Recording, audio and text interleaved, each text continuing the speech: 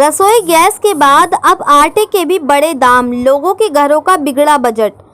आसमान छूती महंगाई से हर कोई त्रस्त नजर आ रहा है। एक और जहां रसोई गैस के दाम हाल ही में बढ़े हैं, तो अब आटे के दाम बढ़ने से लोगों के घरों का बजट बिगड़ने लगा है। एक और जहां सब्जियों के दाम आसमान छू रहे हैं, ऐसे में रसोई गैस और आटे के दाम भी बढ़ने से अब लोगों के घरों का बजट पूरी तरह से बिगड़ गया है। इस आसमान छूती महंगाई से हर कोई बेहाल नजर आ रहा है। आलम यह है कि अब लोगों की भोजन की थाली तक महंगाई की मार पहुंच गई है। इस बढ़ती महंगाई को लेकर शहर की समाज सेविका रितु नारंग ने कहा कि मैं सरकार से सिर्फ इतना कहना चाहूँगी कि बेसिक चीज़ों पर रेट ना बढ़ाएं। मैं मानती हूँ कि सरकार को चलाने के लिए पैसा चाहिए होता है, लेकिन एक घर को चलाने के लिए एक व्यक्ति को रोटी चाहिए होती है। आज अगर आम व्यक्ति के पास अनाज है तो क्या वे रोटी ना खाए? क्या वे गैस न इस्तेमाल करे?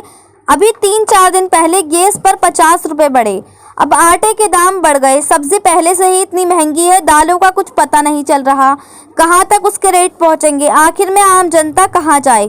सरकार कहती है कि उन्हें टैक्स चाहिए, सरकार चलाने के लिए पैसा चाहिए। क्या आपने कभी विचार करा है कि एक किसान है, एक घर में गृहिणी है, वे घर में अपनी रसोई कैसे चलाए? ये आपको समझना चाहिए कि एक गृहिणी को अपना घर चलाने के लिए बेसिक चीज़ें चाहिए होती हैं। चाहे वे किसान हो, चाहे एक शहर की औरत हो, सबकी रसोई उन्हीं तीनों चीज़ों से चलती है। वे कहते हैं कि आटा, दाल, चावल और गैस, और जब ये तीनों ही आसमान छुएंगे तो एक गृहिणी चाहे वे किसी भी वर्ग की हो, उसे अपनी रसोई का है बजट हिलता नजर आ रहा है। ये गलत है। आपको इस चीज़ का खास ध्यान रखना चाहिए। आम लोगों से जुड़ी आम लोगों की ज़रूरतों के सामानों पर रेट नहीं बढ़ने चाहिए।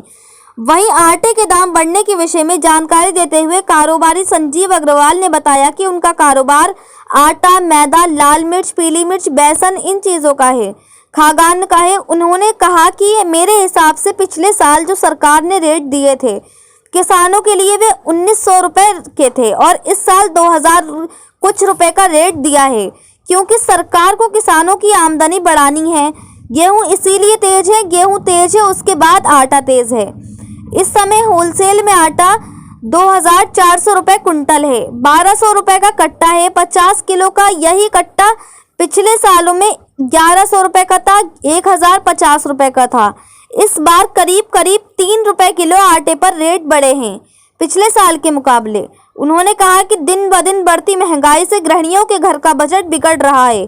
जो पेट्रोल और डीजल के दाम बढ़े हैं, उससे भी हर चीज़ पर फर्क पड़ा है। गैस सिलेंडर है, वे भी महंगा हो गया है। गरीब आदमी 1050 रुपये कहाँ से लाए? उन्होंने कहा कि इस आसमान छूती महंगाई से सेल तो कम हुई है, लेकिन जो व्यक्ति 10 किलो आटा ले जाता था, वे अब 5 किलो ले जा रहा है, क्योंकि उसे पेट तो भरना है।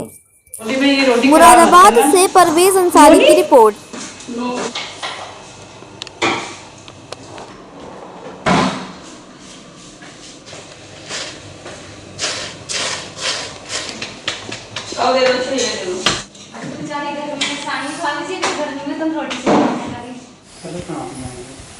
जय हिंद, जय भारत। मेरा नाम रितु नारंग है। मैं समाज सेविका और आटा लोइंग की शिक्षिका हूँ।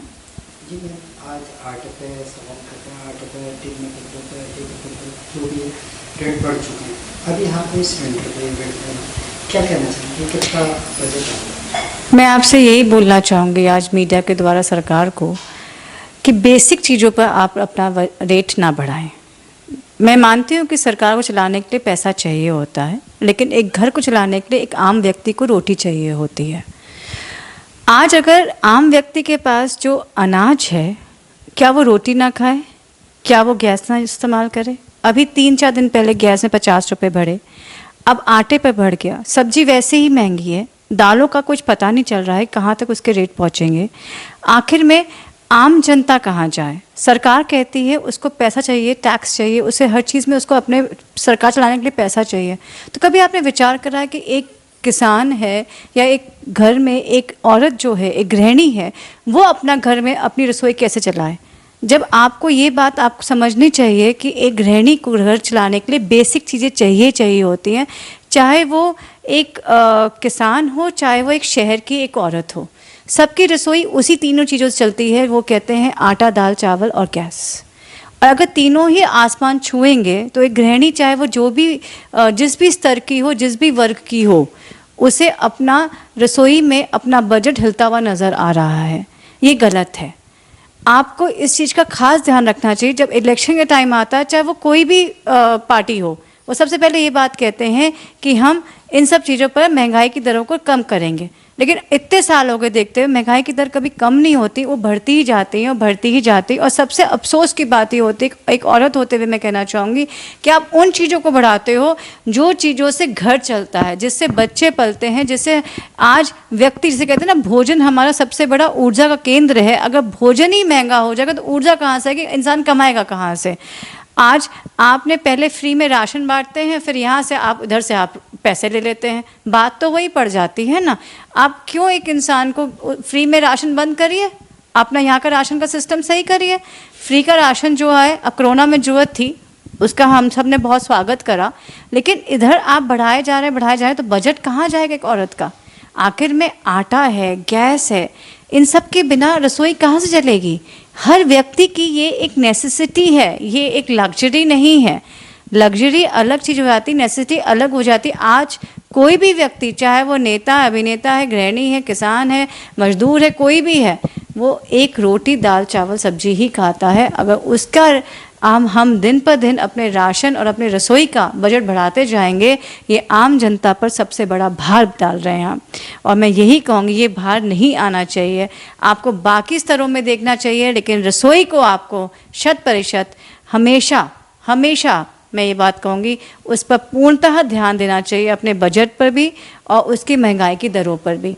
अपने आपको ये देखना है कि कैसे हम रसोई घर को, एक जो रसोई घर एक आम जनता की, जहाँ से भोजन की उत्पत्ति होती है, वो घर, रसोई घर जो है, वो सबसे संयम तरीके से चलना चाहिए और उसका जिम्मेदारी सिर्फ और सिर्फ आप लोगों की है। अभी आपने कहा आटा गुनकर करना, रोटी बनाने के लिए, इस पर क्या करना चाहेंगी? और अब कितना बजट आउट हो चुका, सीमा कितनी आउट हो चुकी लेडीज़ के आप पॉकेट का?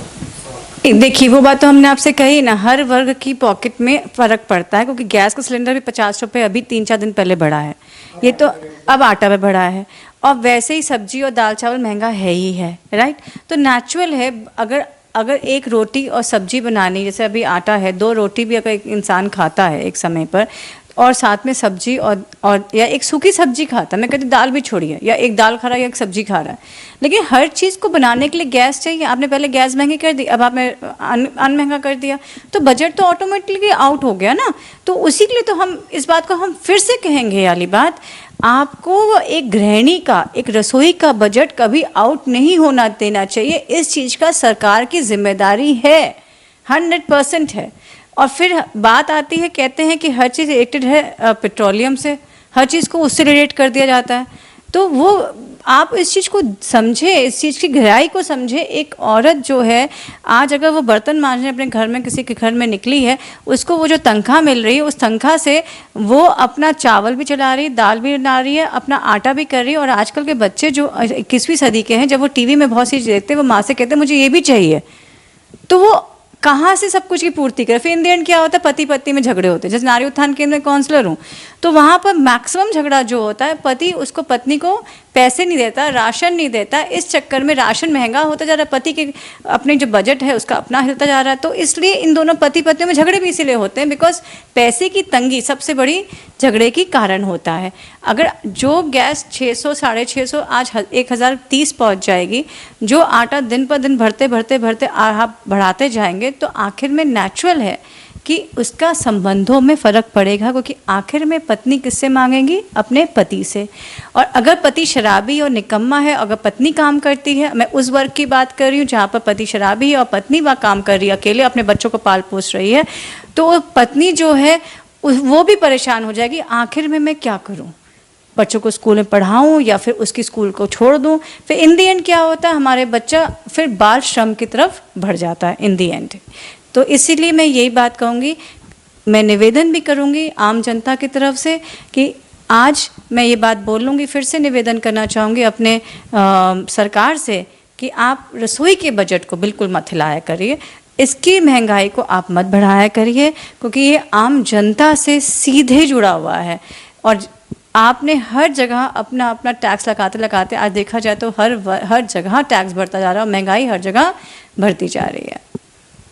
पहले तो नाम जानना चाहेंगे, मैं संजीव अग्रवाल।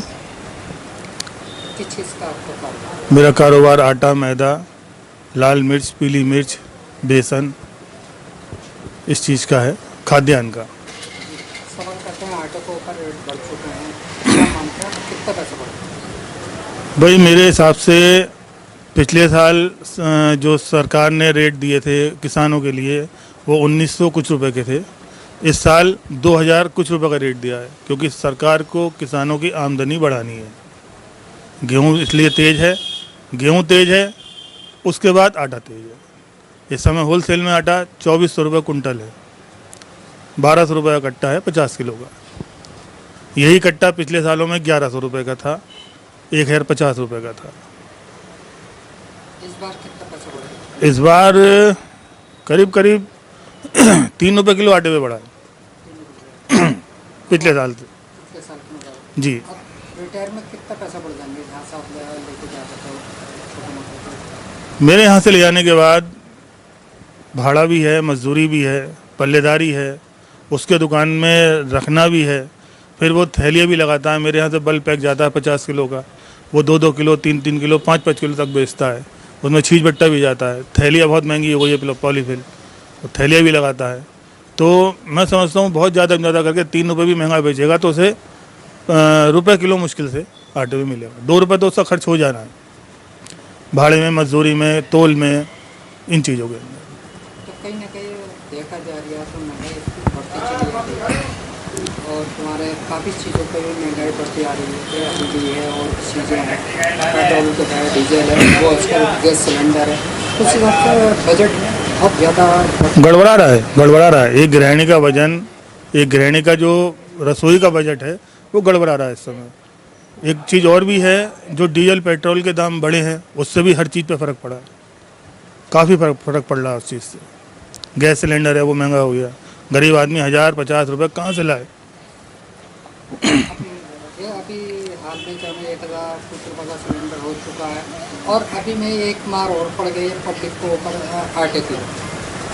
ऐसे में क्या हाल होगा? भाई ये तो थोड़ा हमारी सरकार को सोचना चाहिए कि जो चीज़ें एकदम अचानक से ऊपर चढ़ रही हैं उस पर नियंत्रण लाया जाए, ताकि जो घर की गृहिणी है या सर्विसमैन आदमी है उसकी तनख्वाह तो वही है, उसका बजट बढ़ता चला जा रहा है तो उसे दिक्कत तो आनी है।